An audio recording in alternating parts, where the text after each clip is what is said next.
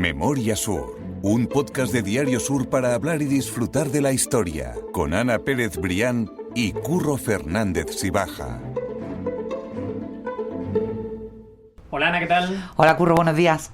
Quería contarte que hace unos días publicamos el episodio sobre quién fue Paco Miranda, la figura de Paco Miranda, y si lo recuerdas bien, dijimos que si alguien sabía más sobre la figura de Paco Miranda que nos contara. Y me encontré el otro día por la calle a la profesora de historia de mi colegio toda la vida, que se llama Matilde, que no soy habitualmente, que tú la conoces también por motivos obvios. Y me dijo que ella conocía a Paco Miranda, que su familia conocía a Paco Miranda y que era una familia maravillosa, me habló estupendamente de él. Y, ¡qué bueno! Y me hizo ilusión también por que la además parte... que nos escuche. Que nos escuche exactamente, y por la parte emotiva de que era la es que la madre de Matilde, de la profesora de historia de la que tú hablas, fue una de las primeras locutoras, Matilde madre, Eso es. Fue una de las primeras locutoras de Radio Nacional, de las primeras mujeres, y tenía una voz inolvidable, sí. Inolvidable. De hecho, Matilde yo creo que también tiene esa proyección de voz, ¿no? También que se le ha dado la docencia, obviamente, durante tantos años, pero así es. A mí me hizo mucha ilusión que me lo contara, así que bueno, lo dejamos ahí el saludo. Ahí queda, y hombre, por supuesto, un beso a Matilde. Exactamente, que cuando la vuelva a ver me hará ilusión que haya escuchado esto. Hoy tenemos una historia muy chula, que de esos personajes que quizá no están siempre en el primer plano, pero que igualmente forman parte de la historia de Málaga y de la historia del periodismo, y nos apetecía hacer algo diferente. Y bueno, quiero dejarte efectivamente, hoy tenemos un invitado de lujo, porque hoy está con nosotros en el estudio de Memoria Sur, en nuestra mesita de camilla, como nosotros siempre decimos, Antonio España, que es la memoria, los ojos y casi el corazón de esa primera Costa del Sol que nos encanta rescatar, que rescatamos, de hecho, una parte quizá un poco más posterior con Paco Miranda, que nos lleva de la mano muchas veces Paco Griñán, que tiene también esa memoria de la Costa del Sol. Y está con nosotros Antonio España. Yo le quiero dar las gracias por haberse prestado a venir a Sur, a visitar el plató de Memoria Sur, y sobre todo también a darnos desde hace unas semanas, bueno, pues parte o pequeñas pildoritas de ese trabajo maravilloso que durante décadas fue dejando como testigos absolutamente privilegiados del nacimiento de lo que luego fue la Costa del Sol, ¿no? Así que, Antonio España, bienvenido a Memoria Sur y muchísimas gracias por estar con nosotros. Buenos días, ¿cómo estáis? Pues nosotros encantados de tenerte aquí, de escuchar todas esas historias que ya hemos empezado quizás a desmenuzarlas por adelantado, porque Curro y yo queremos saber, queremos hacerte muchas preguntas y nada, nosotros encantados porque además lo comentábamos fuera de micrófono, y a mí me parece que una forma muy romántica y de hacer periodismo de antes, que es el periodismo de las sagas, del oficio que pasaba de padre a hijo. Yo lo he vivido en el periódico, que el periódico, bueno, ya ha cambiado muchísimo con el paso de los años, pero cuando yo entré en el periódico hace 30 años, el periódico era, bueno, pues era una empresa familiar donde el oficio se aprendía de padre a hijo, y ahí teníamos, bueno, pues la saga de los Salas, la saga de los Cortés, la saga de los Moret, de los Castillos, y Antonio España, que ha entrado en el periódico, claro, como si fuera su casa, porque recuerda todo ese legado, también empezó a mamar, si se me permite la expresión, el oficio de la mano de su padre, de Manuel España. ¿Verdad, Antonio? Efectivamente, yo os voy a contar algo que os va a parecer un poco extraño, pero las cosas han sido así. Mi padre, en los años 57, 58, se compró una camarita de 8 milímetros y era un enamorado de esa cámara. Tanto es así que hizo un viaje a Nueva York, hizo un viaje a Tierra Santa y se lo trajo grabado, claro. Él tenía mucha amistad con el gobernador civil, que era entonces Antonio García Rodríguez Acosta. El gobernador, al ver que mi padre era muy enamorado de las cosas cinematográficas, resulta de que le dijo: Manolo, ¿te parece bien que yo llame a Televisión Española y pregunte si tú puedes colaborar con ellos? Mi padre dijo que sí, que encantado. Le tomaron los datos y empezaron a enviarle rollitos de 30 metros para que mi padre pudieran grabar las noticias. Al poco tiempo se incorporaron quiero decir que había dos personas que empezaron a trabajar con mi padre, Antonio Puebla y Antonio Roy. Entonces mi padre se vio muy asustadillo, porque claro, eran personas mucho más jóvenes que él y además más entendiendo el medio mucho más que mi padre. Entonces él tiró de mí.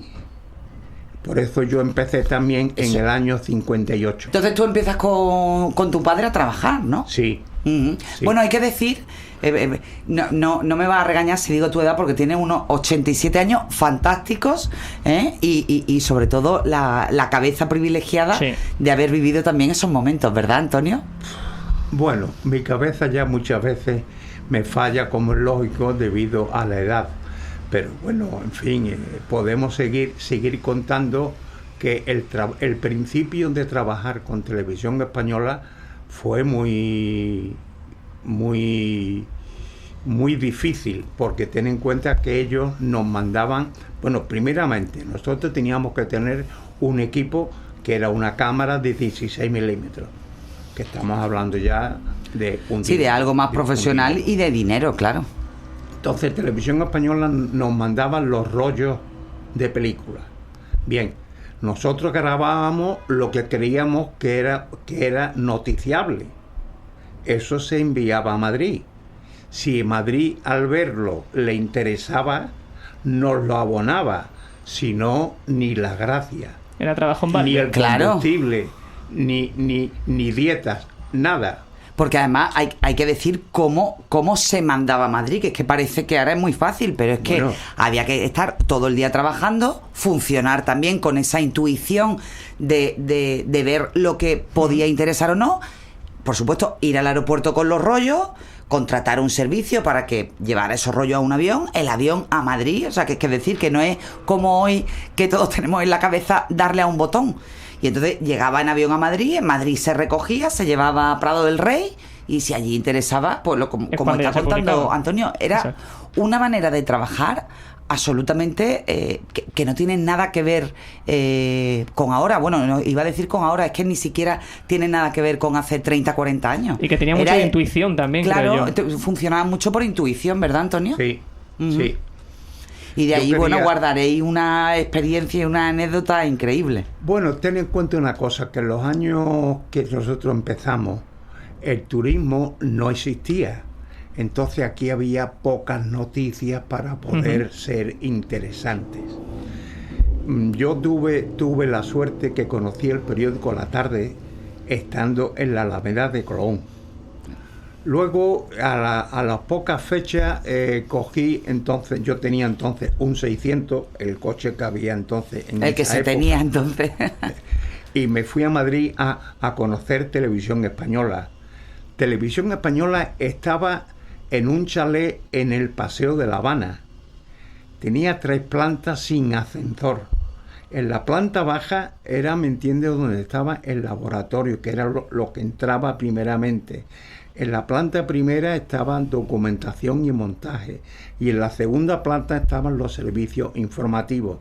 No te digo nada lo que corrían. Ten en cuenta una cosa, que se montaba en negativo. Claro. Eso era muy difícil verlo. Y con ese negativo se subía corriendo a la segunda planta para poderlo emitir por Televisión Española. Luego después vino Prado del Rey. Claro. En Prado del Rey hubo un cambio sustancial. Sí, ya fue la profesionalización casi total de todas las formas de trabajar, ¿no? Por supuesto, tened en cuenta una cosa, que de un chalet de 3 plantas sin ascensor a irnos a Prado del Rey, aquello fue... A la ciudad de la tele, claro. Fue. ¿Y qué tipo de noticias buscabais, Antonio, cuando tu padre y tú, como decimos los periodistas en nuestro argot, nos tiramos a la calle? ¿Qué tipo de olfato teníais para mandar, para...? No te puedo decir ahora mismo qué tipo de olfato teníamos. Sé que buscábamos la vida, buscábamos aquellas cosas que nosotros pudiéramos creer que era interesante. En el año 1960 llamaron a mi padre porque yo estaba de viaje de novio, y llamaron a mi padre diciéndole que yo había sido seleccionado entre los 4 que había en Málaga para incorporarme a Prado del Rey un lunes, para estar allí un mes haciendo noticias, para que nosotros supiéramos cómo se montaban las noticias sobre la cámara. La cuestión era que el montaje fuese el mínimo tiempo posible. Estuve allí un mes. Tuve la gran suerte que mi profesora fue Marisa Paredes, y la verdad es que aprendí bastante, porque claro, en televisión el tiempo es oro, y lo que hace falta es que llegas a hacer una noticia, haces un plano grande, un plano general, un plano medio y un detalle de cualquier acontecimiento. Eso era para ellos importantísimo, que nosotros pudiésemos grabar con la misma cámara. Estando allí, Pepe de las Casas, el jefe de los servicios informativos, me dijo: Antonio, tú eres capaz de comprarte un nuevo equipo, una Boles Payar, un magnetofón Nagra, y poder tener el sonido doble banda y poder trabajar con nosotros. Me lo pensé, porque estábamos hablando de dinero. De una inversión importante, claro. Pero bueno, me lancé, me compré, ¿me entiendes?, los equipos correspondientes, y tanto es así que tuve que pedirle permiso a Televisión Española para que me autorizase a tener 2 ayudantes, porque eso no era un volumen posible. De trabajo más grande también. No era posible manejar todos los equipos. Por peso, ¿eh? Y entonces tuve la suerte de encontrar primeramente a Enrique del Alcázar, y luego después encontré a Fernando Caparrós. Fueron mis brazos y mis manos en todo momento. Y con ese equipo tú te conviertes casi en el primer corresponsal de Televisión Española en la Costa del Sol. Bueno, es verdad, ten en cuenta una cosa, que ellos, Madrid, lo que pretendía era evitarse los gastos de tener que mandar un operador, ayudante, un presentador y un productor. Para ellos suponía mucho dinero. Sin embargo, teniendo yo mi equipo, solo bajaban un redactor, que por cierto puedo recordar Luis Montilla, Javier Basilio, Arturo Pérez Reverte. Madre mía, qué época, Época gloriosa. La verdad es que a partir de los años 60 empezó la Costa del Sol a empezar a ser y tú ahí ya tu olfato te dijo, ya aquí estamos ante algo importante, y aquí hay noticias, claro. Sí, ahí yo quiero subrayar esa figura del primer corresponsal en la Costa del Sol, porque habla tanto de tu nivel de profesionalización al que llega, como el hecho de que ya en la Costa del Sol había un motor informativo, había cosas que contar, que es lo que tú estás diciendo. ¿Cómo recuerdas tú esa evolución y qué puntos marcarías como en esos momentos en los que te das cuenta de que está pasando algo en la Costa del Sol, de que hay turismo, de que hay más vida, de que hay más noticias, ¿no? Bueno, yo os puedo contar que un día me llamaron de los servicios informativos y me dijeron: Antonio, Málaga no puede producir más noticias que Barcelona, de modo que te ruego por favor que aflojes un poco la cantidad de noticias que me estás mandando. Claro, entonces ya teníamos la Costa del Sol, que estaba en gran auge. Yo recuerdo haber asistido a la inauguración del Hotel Meliá en Marbella, y luego después tuve la suerte de conocer a Alfonso de Joeloy, que hizo muchísimo por la Costa del Sol. Nos llamaba constantemente cada vez que había algún acontecimiento, estilo otro, íbamos allí con sus correspondientes amistades, en fin. Una época gloriosa. En aquella época he leído que tú comentabas que llegabas a ir y volver de Marbella 5 veces al día.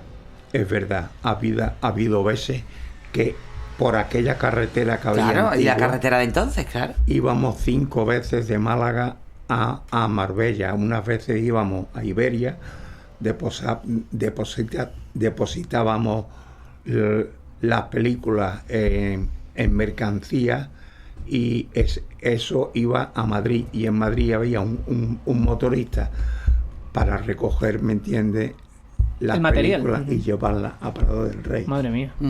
Bueno, y después allí se montaba, los documentales. ¿Cómo el concurso, bueno, yo creo que de la voz de la época, esa voz con la que todos hemos crecido, de Matías Pras padre, Antonio? Sí. ¿Eso cómo fue? ¿Cómo fue tu conocerlo y trabajar con él? Eso fue totalmente distinto. Mi padre era un gran comerciante y tuvo la feliz idea de buscarse a una serie de empresarios que tuviesen propiedades que les interesase poderlas enseñar fuera de España. Entonces hicimos 22 documentales sobre la Costa del Sol. Tuve la suerte que en esos momentos conocí a Antonio Pecero, que era el responsable de los medios audiovisuales que había en el Palacio de Congreso, y me ofreció la sala de montaje de 16 milímetros. Gracias a él yo mandaba estas películas que yo, ¿me entiendes?, grababa, las mandaba a Barcelona, y Barcelona me mandaba un copión, y yo me iba al Palacio de Congreso y cada secuencia la colgaba con una pinza para ver, ¿me entiendes?, después el montaje de ella. Claro. Una vez que yo ya tenía montado el documental, que eran unos 15-20 minutos, me iba, ¿me entiendes?, a Madrid, y en el Nodo había un amigo que se llamaba Miguel Ruiz, que era montador, y por las tardes él revisaba, ¿me entiendes?, el montaje que yo había hecho. Luego yo llevaba al redactor jefe del Nodo unos documentos que me habían dado para que él pudiese ponerle un texto. Mi padre no sé cómo conoció a Matías Pras, eso no lo sé. Lo que sí sé es que mi padre le ofreció que si él fuese tan amable de ponerle la voz a cada uno esos documentales. De los documentales. Él dijo, por lo visto, que le diese una... Que lo hacía gratuitamente, ¿no? Pero esa historia además me encanta. Que le diera un donativo a las monjas. Exactamente. Qué bueno. Entonces yo, una vez que ya tenía todo montado, llamaba a Elsa, pedía hora, llamaba a Matías Pras, venía, grabábamos. Y además grababa siempre a la primera. Siempre. Era un tío fabuloso, era un profesional que nadie va a decir nada en contra de él, porque era un fuera de serie. Es una maravilla también tener la conciencia de lo que esos documentales suponen, porque estabais retratando, como tú dices, en esas 22 piezas, has dicho que eran 22 documentales, sí, la Málaga de aquella época, porque creo que, si no me equivoco, algún documental era en concreto sobre la Semana Santa, en otros sí, iba hablando como de las diferentes partes que forman Málaga y que estaban formando esa nueva Málaga, en definitiva, también, de turismo y de Costa del Sol. Pero piensa que mayormente los documentales iban enfocados hacia la Costa del Sol, que todo era promoción. Para poderlo, es más... Es que en Málaga no había hoteles, lo contabas tú, ¿no? Que en Málaga te quedabas dormido en Torremolinos, en Málaga no había hoteles. Cuando venían los redactores a Málaga, se tenían que ir a dormir a Torremolinos, porque en Málaga no había hoteles. Y ahora, gracias a Dios, tenemos hoteles. Ahora casi al contrario. Ahora pueden elegir completamente. Pues eso es muy importante. No sé si tú recuerdas con cariño alguno de esos documentales, ya sea porque te costara más esfuerzo hacerlo, porque crees que estás más satisfecho del trabajo que se hizo. El primer documental que hicimos por encargo del Ayuntamiento de Antequera fue el Valle de los Dólmenes de Antequera. Tuvimos la gran suerte que en una de las muchas visitas que hizo Manuel Fraga por nuestra costa, vino a presenciar la proyección del Valle de los Dólmenes de Antequera. Y cuando Manuel Fraga se enteró que mi padre había hecho tantos documentales, hicimos documentales de algunos pueblos, por ejemplo Vélez Málaga, por ejemplo Estepona, Málaga, Ciudad de Invierno, en fin, muchos. le dijo que fuese a Madrid, que iba a ponerle una medalla al mérito turístico. Anda, qué bueno. Y se la puso. Y se la puso. Qué momento más emocionante. Sí. Fue un puñetero porque se fue solo sin decirme nada a mí. ¿Qué dices? ¿Por qué? Porque quiso ponerse la medalla, nunca mejor dicho. Ponerse la medalla a él y nunca mejor dicho. No sabíamos a qué había ido a Madrid. Cuando volvió me enseñó la medalla. Digo, vale. Claro. Vale, digo, pues habérmelo dicho, por lo menos podía haberte. Por lo menos te podía haber llevado a tu ayudante, ¿no? Pero, en fin. Y Antonio, esas proyecciones, o sea, ¿dónde se proyectaba luego eso? ¿Para quién iba? ¿Quién lo veía? ¿Cuándo? Bueno, eso mayormente iba todo proyectado para el extranjero, porque ten en cuenta que algunos de los documentales se tuvieron que grabar al inglés y al alemán. Uh-huh. O sea que salvo las cosas de Málaga, que se quedaban en Málaga en el ayuntamiento, claro, como es lógico. Como registro histórico, ¿no? Por así decirlo. Por supuesto. Pero es que hay que tener en cuenta que yo creo que no somos muy conscientes de todo el escenario profesional, urbano, provincial y casi de conexión con el extranjero que está dibujando Antonio en una época donde las conexiones y las comunicaciones es que no eran para nada sencillas. El hecho de que se grabaran determinados documentales, que ellos grabaran determinados documentales en la costa y que esos documentales luego se tradujeran al alemán o al inglés, sí. Era una locura para la época, y daba también cuenta de la proyección enorme que empezaba a tener Málaga, ¿no? La Costa del Sol. Claro, efectivamente. Ajá. No sé si ¿Tú qué recuerdas? A mí hay una frase que cuando te he preguntado antes, lo que pasa es que no te he querido interrumpir, pero la he guardado como decir, es que esto es el periodismo. Cuando yo te he preguntado antes, que cuando tú salías a buscar con tu padre, ¿dónde te llevaba el olfato? Y entonces ha habido algo que tú has dicho que dice, bueno, nosotros buscábamos la vida. Es que al final eso es el periodismo, buscar la vida. Tú, como corresponsal durante tantas décadas en la Costa del Sol, seguro que atesoras 2-3 momentos pequeñitos que no se te van a olvidar nunca de este trabajo. Bueno, yo tengo la suerte que fui a grabarle a Fuengirola, a Papillón, que es el famoso ladrón.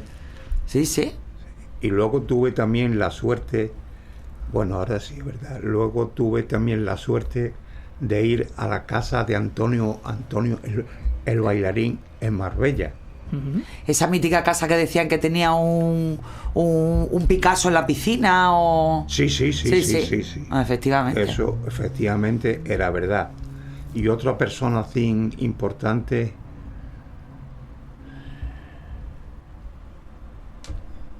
Stuart Granger, hombre, el artista. Ajá. Se compró una casa en Estepona, y cuando vino el redactor Luis Montilla de Madrid, se lo dije, pues es muy interesante que vayamos a verle, y fuimos a su casa a hacerle una entrevista. Sí. Ajá. Y además eran momentos, creo yo, que había cercanía con el artista, con los ¿verdad? protagonistas de la noticia, ¿no?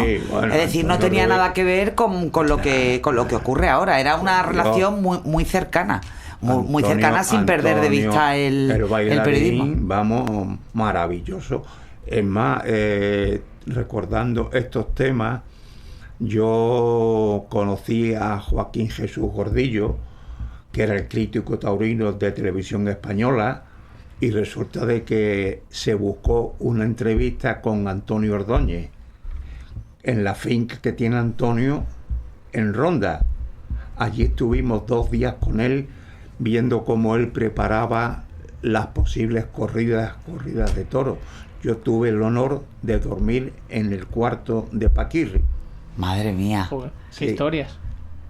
E incluso otro reportaje que fuimos a hacer de toros, fuimos a la casa del cordobés, a la finca en Córdoba.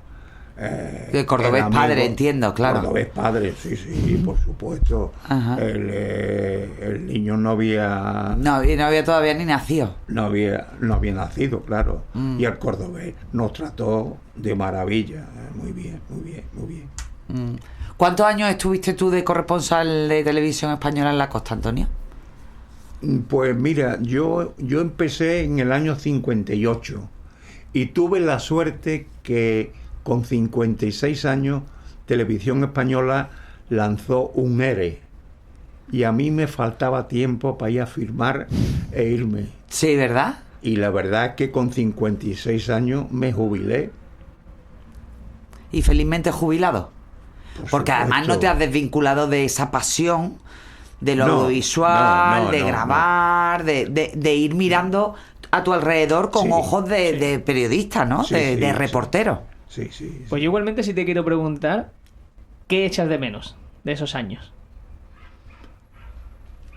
Bueno, sí, verás, echo de menos que cuando yo estaba trabajando éramos los únicos que había en España.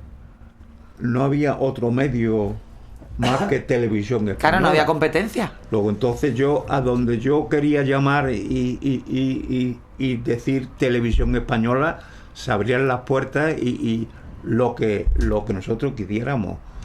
Otra cosa importante es que cuando me compré el equipo, Televisión Española me dedicó a grabar los partidos para Estudio Estadio, teniendo en cuenta que yo tengo una cámara con un chasis de 120 metros y entonces puedo seguir los 90 minutos del juego ininterrumpidamente. Madre mía. Y en aquella época recuerdo que yo tenía que coger el coche y salir corriendo al aeropuerto y había una avioneta que me estaba esperando para llevarse la cinta completa, sí, todo lo que claro, era porque el partido, había que entrar en hora, había que entrar claro, en Estudio Estadio. Qué bueno, impresionante. Y es más, quiero recordar que en esa época estaba el Málaga en primera división. Qué época. Estaba el Almería por aquella carretera inmunda que había antes. Estaba el Córdoba también por otra carretera respetable y estaba el Huelva. Y a mí me tenían un poco cubriendo de todo, porque claro, al tener 120 metros, el chasis de 120 metros, que se dice pronto. Yo era el que iba al centro del campo para grabarlo todo. Claro. O sea, que te has recorrido los estadios andalucía. Y no tener nunca la pérdida de un gol, porque el gol es imprevisible. Claro, obviamente. Uh-huh. Bueno. Y yo quiero agradecerle a Antonio la generosidad de que haya venido a Memoria Sur a contarnos toda su vida, su experiencia, que nos enseñe la Costa del Sol a través de sus ojos, pero sobre todo le quiero agradecer, y al hilo de esa trayectoria, que haya donado a la Universidad de Málaga, es decir, que haya donado a la ciudad todo ese material, ¿no? Todo ese material audiovisual, para que nosotros también lo podamos disfrutar y ver cómo fue ese nacimiento de la costa. Bueno, ahí tengo que lanzar quiero decir que que gracias a mi hijo Antonio eso se ha podido hacer, porque él ha sido el guardián de todas las cajas de las películas. Yo nunca me he preocupado de eso y él, sin embargo, ha tenido la constancia todos los años de estar guardando ese material, y de él ha sido la idea de donarlo, ¿me entiende?, a la universidad, lo cual yo he estado totalmente de acuerdo con él. Y también que se gane, claro, que por supuesto que se gane ese patrimonio de la ciudad. Desde aquí le damos las gracias a tu hijo Antonio, que además lo tiene sentado al lado, sí. Y les vamos a pedir a Antonio que cuente también un poco este atraco a mano armada. Antonio, bienvenido también a Memoria Sur, y te vamos a pedir un poco que cuente cómo era ese proceso de tu padre, según ha contado, casi desordenado, ¿no?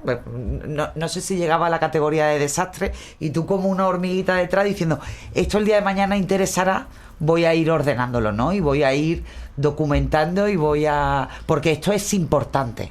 Bueno, yo te voy a contar que es que cuando yo tenía 18 años, resulta que mi abuelo se murió.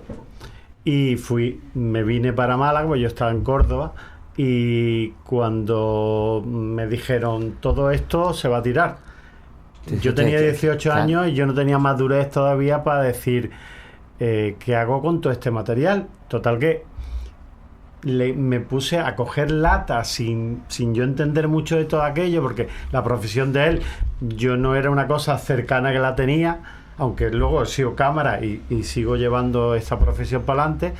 pero me hice cargo de todo eso, le pedí el favor a mi madre que me dejara un cuarto de baño de uno del piso que teníamos, que se lo hipotecara y lo cerrara, y metí allí como 200 latas de películas que, fíjate, yo tenía 18, ahora ya tengo 59, mira la de años que llevo arrastrando con todo esto, y yo pensando siempre, porque fui al ayuntamiento a decirles que si estaban interesados en esto, no había quien digitalizara esto, fui a una filmoteca que hay en Córdoba, tampoco se hacían cargo, y hablando con el CTI, pues me dijeron, venga, yo si lo donas, pues me encargo de digitalizarlo.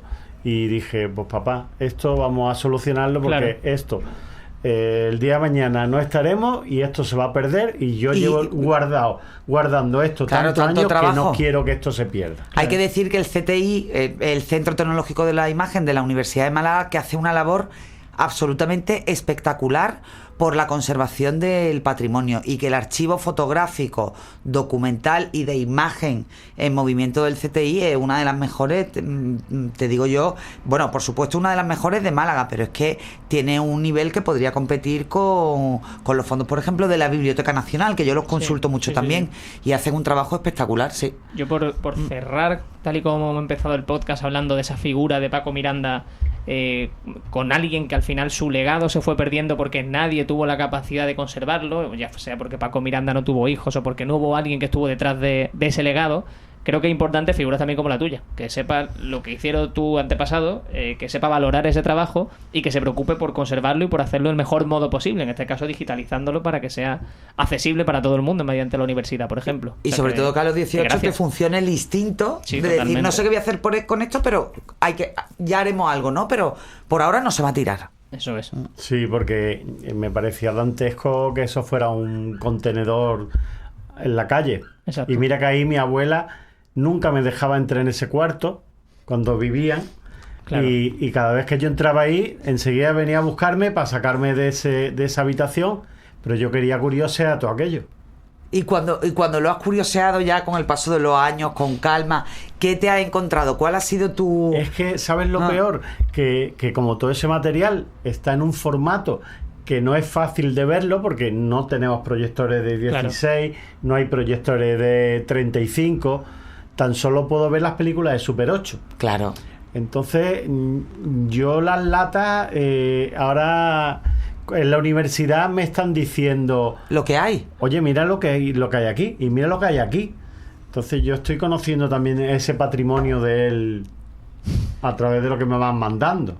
Qué bien, y nosotros también lo conoceremos cuando esté listo, digitalizado y hoy a golpe de clic, ¿no? Totalmente, porque hoy nos hemos metido en una época donde todo era complicado, todo era como más romántico, pero muchísimo más complicado. Es que y hoy vamos a tener, bueno, pues todo ese legado a golpe de un clic. Efectivamente. Es que el formato de cómo usaban ellos las películas, él tenía una especie de como manta, porque las películas estaban en negativo. Si les daba la luz, te las cargaba. Se velaban, claro. Tenía que meter las manos y palpando, tenía que abrir la película, poner otra película nueva, cerrarla y ponerla otra vez en la cámara. Y ahora os voy a contar una anécdota, por eso que la cuente él, que me está entrando a mí hasta calor aquí de para esto. Mi padre tenía mucho contacto con las primeras autoridades. Entonces les proporcionó ir un día a conocer al Máchar. ¿Que él había nacido allí? Él había nacido allí. Entonces tuvo que llevarlos por el río. Eso era una carretera infame. Y entonces consiguió que pudieran unir el pueblo, ¿cómo se llama? Macharabiaya. Ajá. Macharabiaya con Almáchar.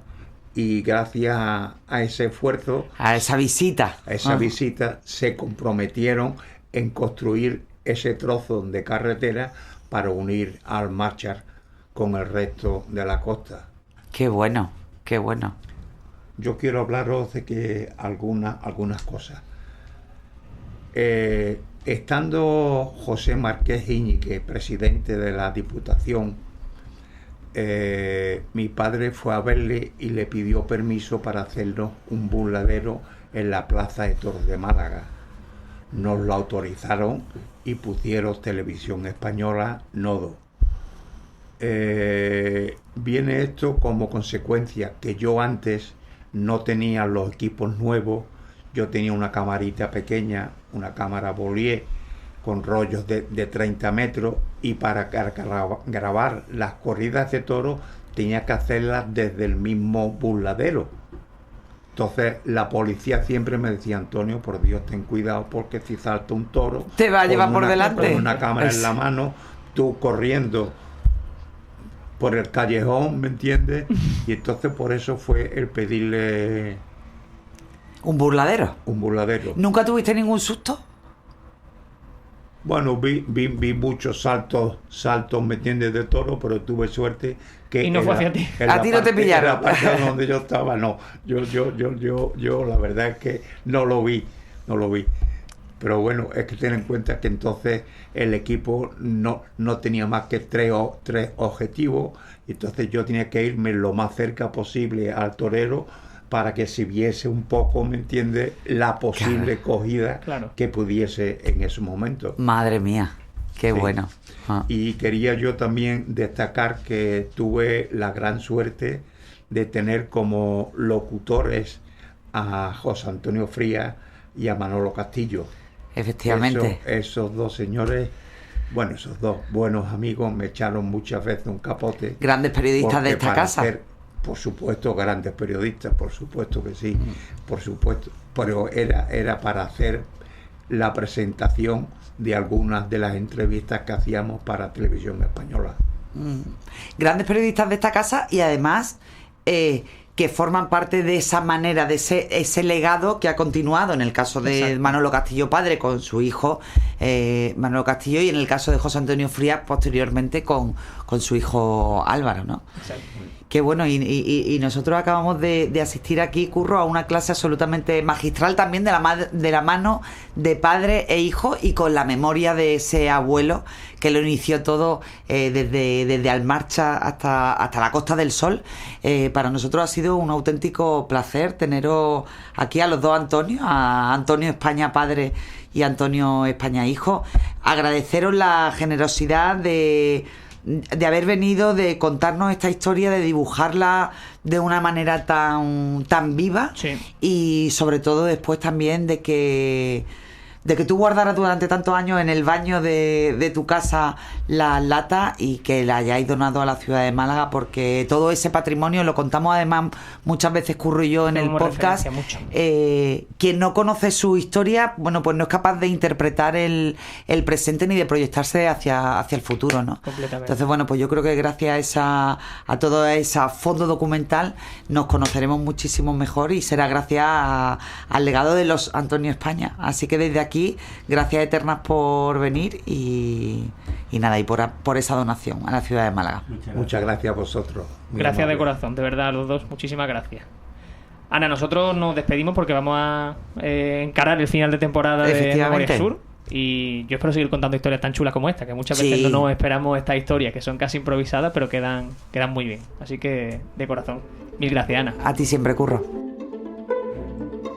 Memoria Sur es un podcast de Diario Sur. Escucha un nuevo episodio cada semana en iVoox, Spotify, Apple Podcasts, y consulta las referencias de este episodio en diariosur.es.